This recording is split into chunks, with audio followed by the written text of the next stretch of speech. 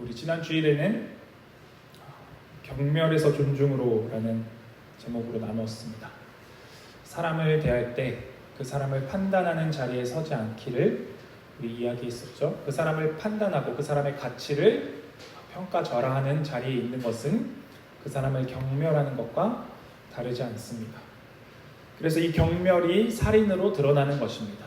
그런데 예수님은 살인이라는 행위보다 경멸하는 마음, 형제에게 바보라고 말하는 그가 지옥불에 던져질 것에 대해서 경고하셨습니다. 지옥불에 던져진다는 것은 하나님께서 우리가 행한 그대로 갚아주신다라는 말과 다르지 않습니다. 우리가 한 사람을 어떻게 대하고 어떻게 평가하며 어떻게 그 사람의 가치를 여기고 있는가. 우리는 주님께서 말씀하신 대로 한 사람을 하나님의 형상으로서 볼 수 있어야 합니다. 오늘 본문은 그 부르심의 연장으로 볼 수 있습니다. 대상에서 형상으로 라는 제목입니다. 대상이라는 것은 대상화한다 라는 말에서 가지고 왔습니다. 대상은 나를 위한 존재입니다. 나의 유익을 위한 존재로서 대하는 것이 대상화하는 것입니다. 세상은 사람들을 대상화합니다. 기업도 사람들을 대상화합니다. 그러나 하나님은 사람을 하나님의 형상으로서 창조하셨습니다. 그러니 우리는 하나님의 형상으로서 사람을 대할 수 있어야 한다는 것입니다. 그러니 사람을 보는 것에는 두 가지 방식이 있습니다.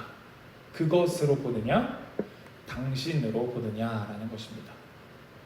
그것은 나를 위한 도구 삼는 것을 말합니다. 사람을 나의 필요에 따라서 판단하고 나의 필요에 따라서 나의 유익에 부합하는 사람을 가까이 하고 나의 유익을 해치는 사람이다 하면 멀리하는 것을 말합니다. 반대로 다른 하나는 사람을 당신으로 보는 겁니다. 그 사람을 높여주며 그 사람을 위하는 존재가 되어주는 것입니다. 오늘 본문에서는 예수님께서 이 두 가지를 우리에게 말씀해주고 계십니다. 그것으로 보는가, 당신으로 보고 있는가.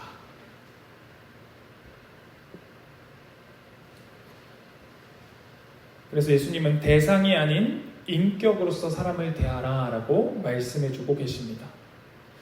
예수님은 28절에 이렇게 말씀하십니다. 여자를 보고 음욕을 품는 사람은 누구나 이미 마음으로 그 여자와 간음한 것이다 라고 말씀하십니다. 간음하지 말라라는 계명을 가지고 예수님께서 우리에게 가르쳐 주십니다. 우리가 여기서 좀 주의해야 될 것이 있는데, 여자를 보고 음욕을 품는다라는 것이 어떤 사랑의 마음, 정상적인 이성에 대한 사랑의 욕구와는 다른 것임을 좀 감안하고 보아야 합니다. 하나님은 성을 창조하셨고 남자와 여자를 창조하셨습니다. 그러니 사랑하는 것, 성적인 것들은 아름다운 것으로서 우리가 누릴 수 있는 것이지만 하나님께서 창조하신 그 원리를 벗어난 것에 대한 죄를 말씀하고 계시다는 것입니다. 예수님께서 여기서 말씀하시는 보다라는 것, 보다라는 것은 계속해서 의지를 가지고 보는 것을 말합니다. 그러니 여성을 대상화하는 것을 말씀하고 계신 것입니다. 예수님께서 말씀하실 때는 당시에는 남성들 위주의 사회였기 때문에 여성이라고 말씀하셨지만 오늘날에는 여성이 남성을 보는 것도 동일합니다. 성적인 아름다움을 누리는 것은 가정 안에서만 가능한 것입니다. 부부끼리만 가능한 것으로서 하나님께서 허락하신 것입니다. 그런데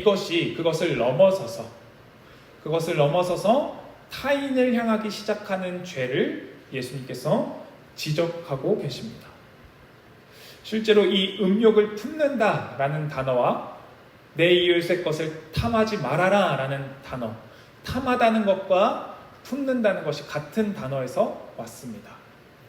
그러니 여성에 대해서, 이성에 대해서, 남성에 대해서 자신이 음욕을 품고 그 사람을 계속해서 의도를 가지고 바라본다는 것은 이웃의 것을 탐하는 것과 다르지 않다라는 것입니다. 예수님은 이 죄를 지적하고 계십니다. 여기에 문제의 핵심이 있습니다. 우리는 사람을 대상화할 수 있다는 것입니다. 예수님은 지금 성적인 죄에 대해서 말씀하고 계십니다. 분명히 우리는 성적인 죄를 경계해야 하고 사람을 대상화하지 않아야 합니다. 사람을 대상화했다면 이미 간음한 죄와 다름없다라고 오늘도 말씀하고 계십니다.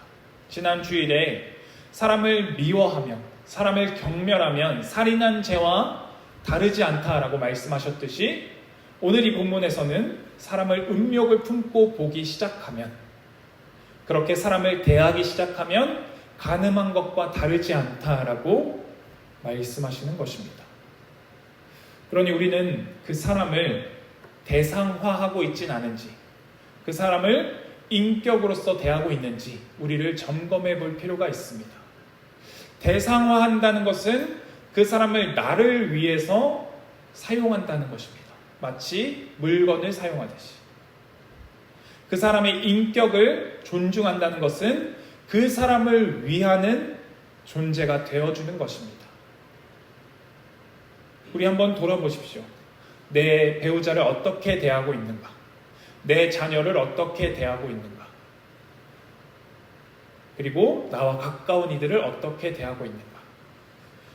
예수님께서 분명 여기서는 음욕에 대해서 말씀하시지만 바로 밑에 절 29절에 가면 이렇게 말씀하십니다. 내 오른 눈이 너로 죄를 짓게 하거든 그것을 빼어서 내버리라 라고 말씀하십니다. 여기서는 음욕이라고만 말씀하지 않으시고 죄라고 포괄적으로 지칭하고 계십니다. 우리는 여기서 우리의 중심, 우리의 뿌리가 바뀌는 결단이 필요합니다. 예수님은 눈을 뽑으라 라고 말씀하시고 오른손을 잘라버리라 라고 말씀하고 계십니다. 현대사에서는 오른손 왼손이 크게 중요하지 않지만 당시에는 오른손은 굉장히 중요한 의미를 가지고 있었습니다. 왼손잡이는 부정적인 의미를 가질 정도로 오른손은 중요했습니다. 눈도 마찬가지입니다. 눈도 지금도 눈은 중요한데 우리말 속담에도 있죠. 몸이 1000냥이면 눈은 900냥이다. 저만 하나요? 속담 아니었나요? 네. 몸이 1000냥이면 눈은 900냥이다. 이런 말이 있어요. 그만큼 눈이 중요하다라는 거죠. 우리도 알고 있는 눈 그리고 오른손의 중요성.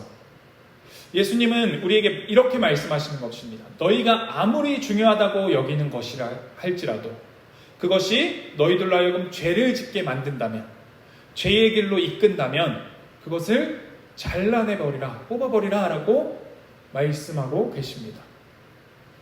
네, 물론 이것을 문자적으로 지켜선 안 됩니다. 큰일 납니다. 네, 자르고 잘라도 끊임없는 죄를 경험하게 될 뿐입니다. 그렇다면 우리는 이것을 어떻게 받아들여야 하는가? 그러면 우리는 좀 창세기로 돌아가 볼 필요가 있습니다. 창세기에 가면 처음 사람이 타락하는 장면이 나옵니다.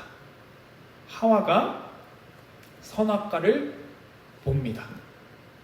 눈으로 보고 마음으로 탐해서 손으로 따서 선악과를 먹습니다.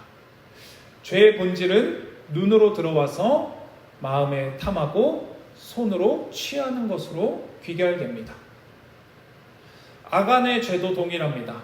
아간이 여호수아와 함께 가나안 땅을 점령하는 그때에 보화를 보니 탐하게 되고 손으로 취하게 됩니다.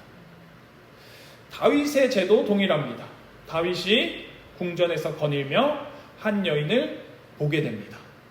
그리고는 마음으로 탐하고 자신의 손으로 취하게 됩니다. 죄의 길은 이렇습니다. 성경은 이 죄의 길을 우리에게 보여주고 있습니다.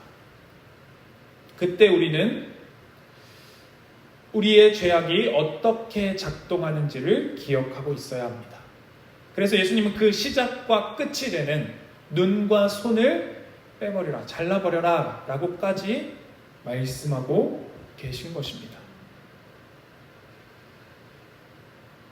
그러니 문제는 우리의 마음, 우리의 뿌리에 있음을 기억해야 합니다. 지난 주일에도 나누었다시피 우리의 뿌리가 바뀌어야 한다. 우리의 뿌리가 죄를 양분 삼는 것에서 그리스도를 양분 삼아야 한다라고 이야기했듯이 우리의 마음에 무엇이 자리 잡고 있는지, 탐심이 자리 잡고 있진 않은지, 아니면 그리스도께서 주인 되시고 그리스도께서 자리 잡고 계셔서 우리가 그분을 양분 삼아서 그분의 아름다운 열매들을 맺고 있는지 점검해야 합니다. 그러니 우리는 오늘날 우리에게 눈에 들어오는 그 죄들을 잘라버릴 수 있어야 합니다. 우리는 보는 것을 구별할 필요가 있습니다. 아무 것이나 막 보아서는 안 됩니다. 보는 것이 우리에게 들어와 우리 마음에 탐심이 생기게 합니다.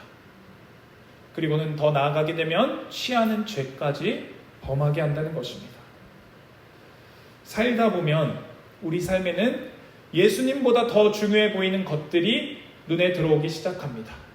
저것은 있어야 하는데, 저게 없으면 삶을 살 수 없는데, 저게 없으면 나는 행복할 수가 없는데 하는 것들이 우리 눈에 들어오기 시작합니다. 그것이 눈에 들어와서는 우리 마음에 자리 잡습니다. 저것만 있으면 될 것 같은데, 저것만 해결되면 더 이상 고민 없을 것 같은데 라는 자리에 서게 됩니다. 그때 우리는 돌이켜야 합니다. 그것을 취하는 데 급급한 것이 아니라, 그것을 잡기 위해 애쓰는 것이 아니라 예수님께로 돌이킬 수 있어야 합니다. 하나님께서 우리의 참된 공급자가 되신다라는 것이 사실로 자리 잡고 계십니까? 아니면 여전히 내가 채워야 하는 내 삶의 부분들이 있진 않습니까? 결국 진정한 문제는 우리의 마음 속에 있음을 기억해야 합니다. 저것을 가지면 행복할 수 있을 거라는 착각에서 돌이켜야 합니다. 그것을 가진다고 만족할 수 있을 것처럼 생각되어지는 그것에서 돌이켜야 합니다. 무엇이 우리의 마음을 충동질하고 있습니까? 무엇이 우리의 눈을 가리우고 있습니까? 제가 핸드폰에서 자주 지우는 앱이 있습니다. 네, 뭐라고 얘기하진 않을 텐데 우리 아내는 잘 알고 있습니다. 또 지웠어? 라고 얘기하는 앱이 하나 있습니다. 요즘에 앱들은 이제 머무는 시간이 길게 하려고 여러 가지 방법들을 동원하고 있죠. 우리의 시간들을 많이 빼앗기도 합니다.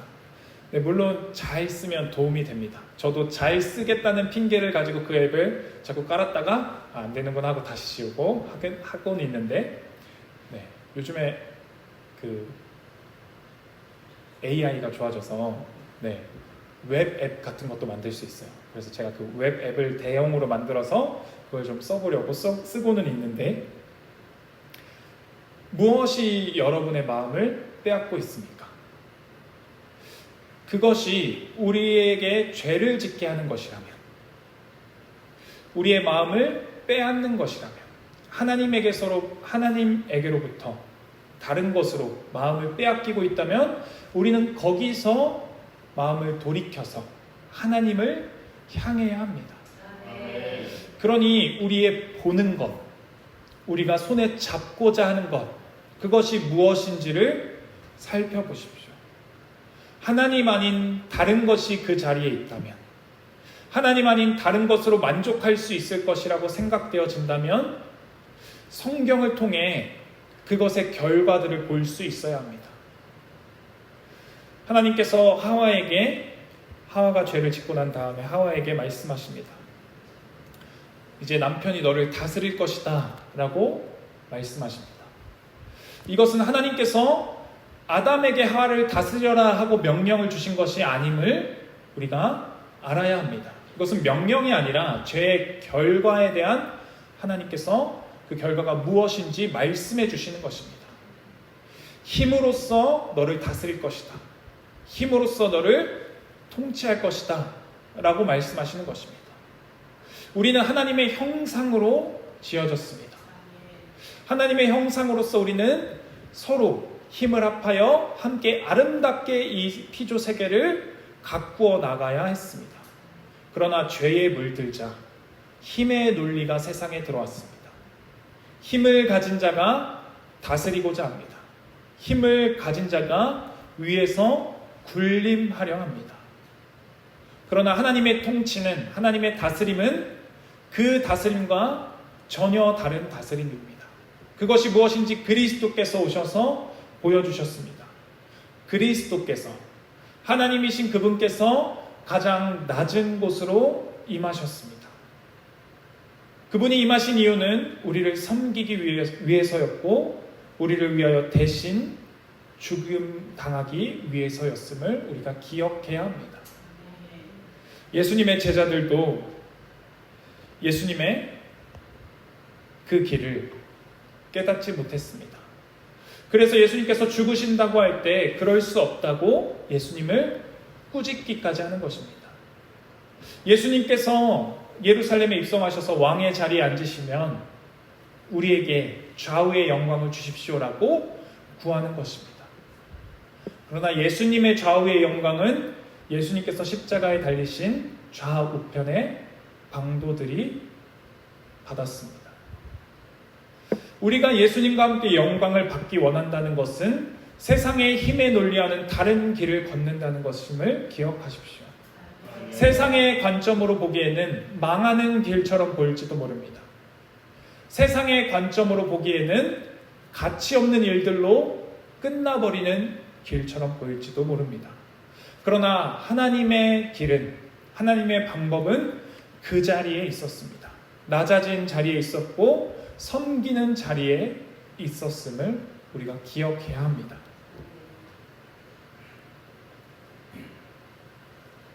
그러니 우리는 언약의 무게가 무엇인지 알아야 하고 약자의 존엄이 무엇인지 알아야 합니다. 예수님은 간음에 대해서 경고하시고 나서 32절에 이혼에 대해서 말씀하고 계십니다.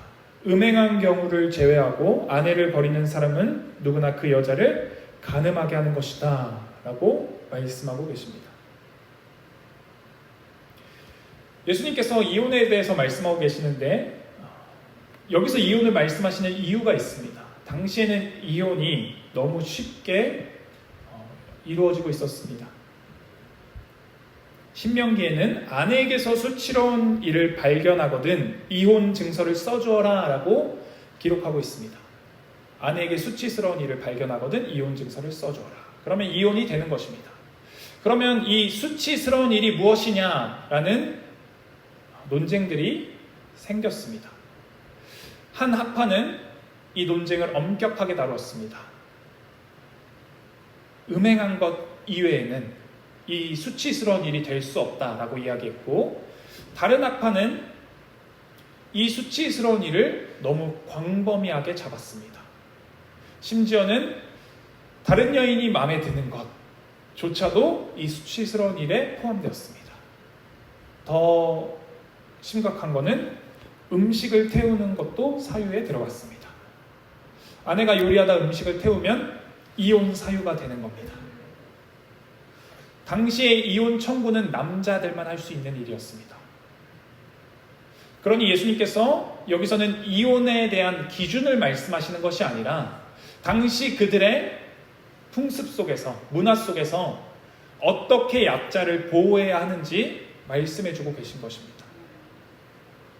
예수님께서 마태복음 19장에 가면, 여기서는 직접 말씀하지 않으시지만 마태복음 19장에 가면 이혼에 대해서 다른 사람이 물어왔을 때, 여쭤왔을 때 예수님은 창세기의 말씀을 또다시 해주십니다. 하나님께서 짝지어 주신 것을 사람이 나눌 수 없다라는 말씀을 해주십니다. 하나님께서 짝지어 주신 결혼은 언약의 결혼입니다. 우리 결혼식 할 때 계약한다고 말하지 않습니다.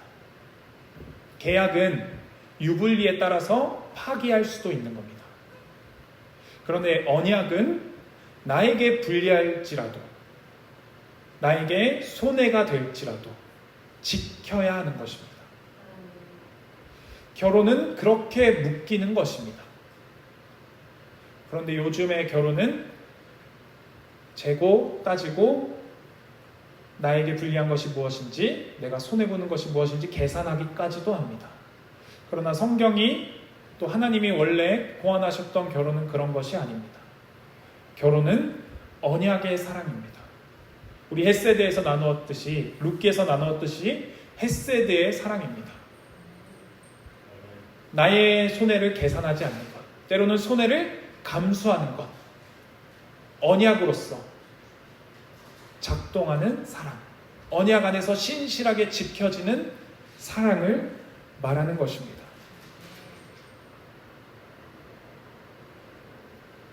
그러니 예수님께서 여기서 이혼에 대해서 말씀하시는 것은 약자의 편에 서 주시는 것입니다.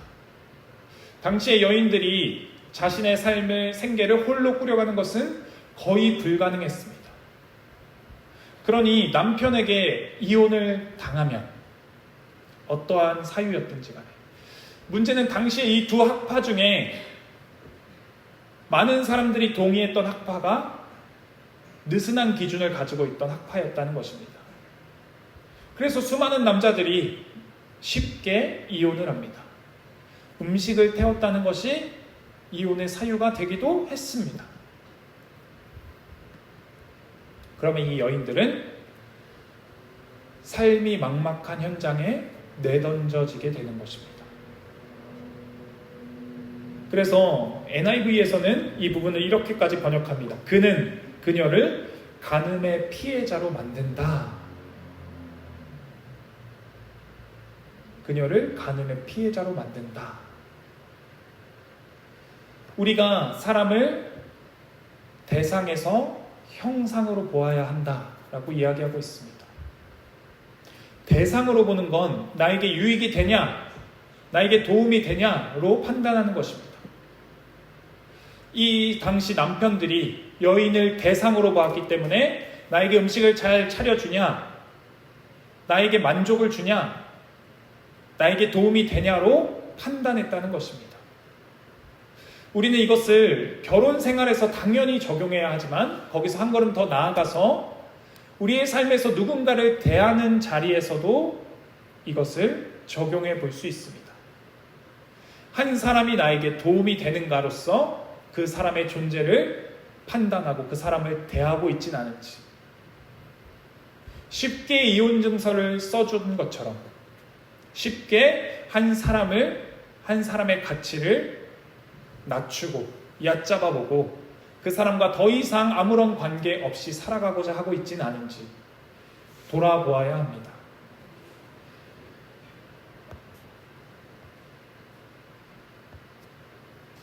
하나님께서 창조하셨던 원형은 아름다운 모습이었습니다.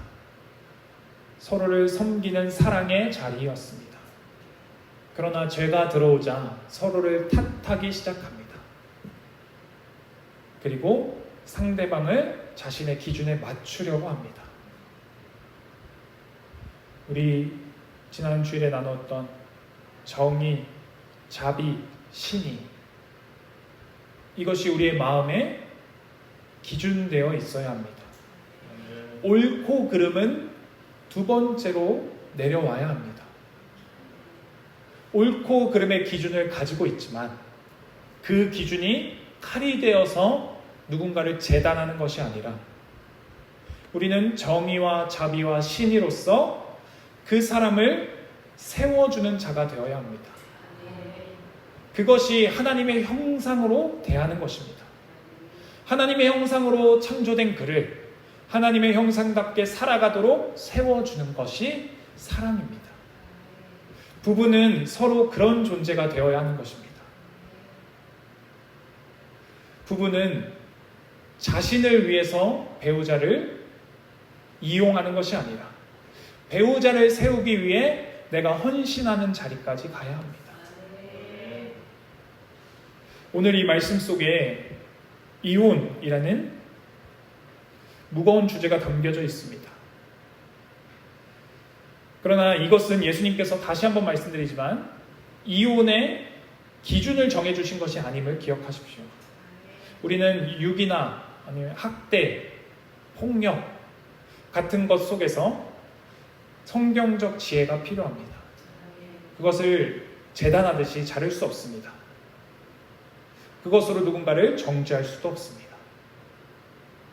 우리가 여기서 적용해야 할 것은 내가 상대를 어떻게 대하고 있는가, 내가 한 사람을 대상화하고 있진 않은가, 그 사람을 대상화하는 것이 아니라 인격으로 대하고 있는가, 이것을 적용해 볼 수 있어야 합니다. 오늘도 동일한 문제에 우리는 부딪힙니다. 한 사람을 대상화하지 않고 인격으로 대하는 것, 하나님 아닌 다른 것으로 만족하지 않으려고 하나님께로 돌아가는 것, 이 두 가지가 우리의 마음으로, 우리의 힘으로 불가능하다는 것에 부딪히게 됩니다. 그 한계에 부딪혔을 때 우리가 예수 그리스도를 의지해야 합니다.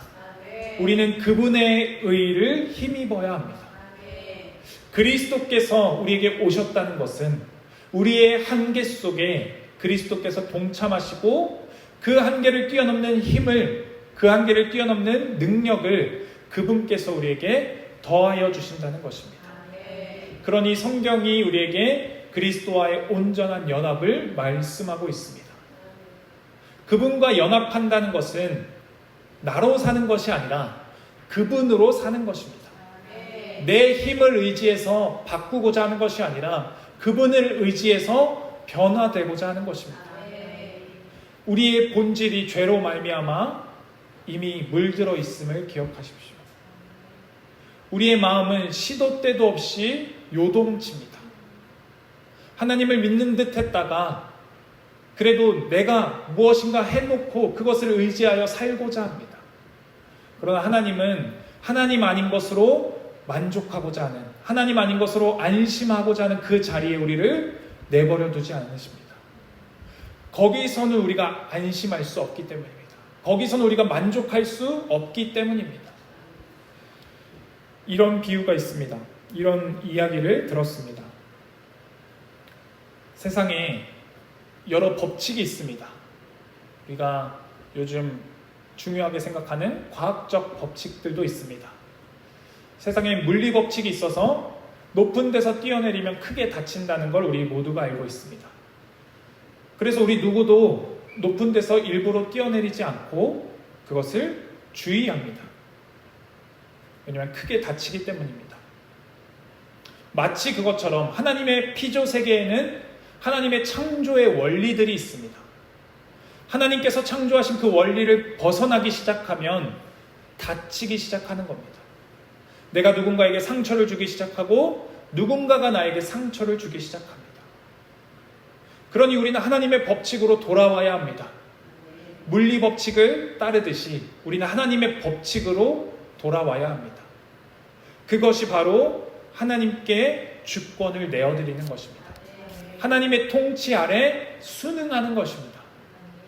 내가 보기에는 저렇게 사는 삶이 더 나아 보이더라도 하나님께서 그것은 복된 삶이 아니다, 그것은 아름다운 삶이 아니다 라고 말씀하시면 우리가 그것에 귀 기울여서 하나님의 법칙을 따라서 하나님의 말씀에 순종할 수 있어야 합니다. 예수님께서 산상순에서 우리에게 해주시는 말씀이 그런 말씀들입니다. 상대를 경멸하면 너희가 다친다 라는 것과도 다르지 않습니다. 상대를 대상화하면 너희가 피해를 본다 라는 말씀과도 다르지 않습니다. 우리가 참된 행복한 삶, 복된 삶으로 돌아가는 길은 거기에 있습니다. 하나님의 말씀에 귀 기울이고 그분의 말씀에 순종하는 자리에 있습니다. 그러니 우리는 오늘도 그리스도께로 나아가야 합니다. 그분이 우리의 주인이 되어주셔야 합니다. 그러지 않고는 우리는 우리의 삶을 온전하게 살아갈 수 없음을 기억하십시오. 우리의 삶의 어려움과 고통을 만날 때마다 생각하십시오. 아, 이것이 하나님을 떠난 이의 결과이구나 라는 것을.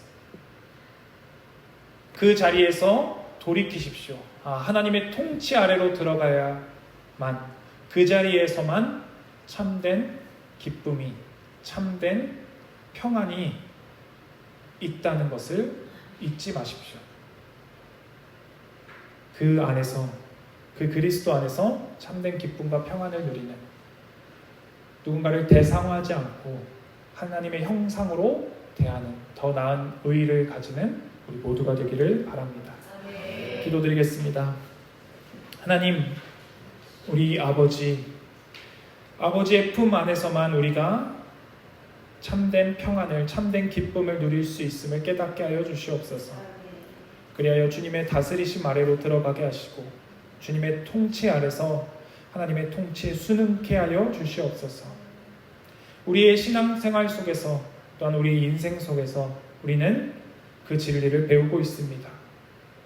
때로는 내 마음대로, 내 뜻대로, 내 눈에 보기에 좋은 대로 행하려고 합니다. 그것을 취하려고 합니다. 그러나 그것은 우리를 수치스럽게 하고 우리를 피해자로 만들고 많은 길임을 깨닫게 하시고 더 이상 눈에 보이는 것이 아닌 하나님의 말씀에 들려지는 대로, 하나님의 말씀이 들려지는 대로 마음을 순종케 하여 주시옵소서. 우리의 마음에 그리스도가 주인 되게 하시고 우리의 인생에 그리스도가 주인 되게 하사 오직 주님만을 따르는 우리 모두가 되게 하여 주시옵소서. 그 길 속에서 참된 기쁨과 평안을 누리기를 바라오며 우리 주 예수 그리스도 이름으로 기도드렸습니다. 아멘.